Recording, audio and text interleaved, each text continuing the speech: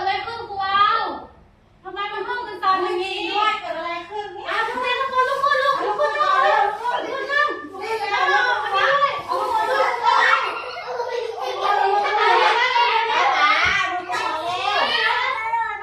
ทุกคนสงบแล้วก่อน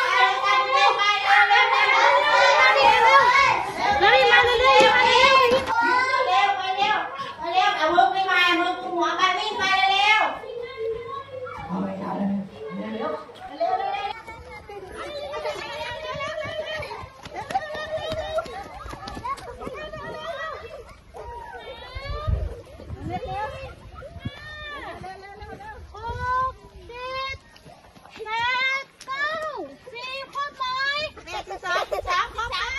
ทางลุงกัน บาดเจ็บอะไรไหม ไม่มีค่ะมีค่ะ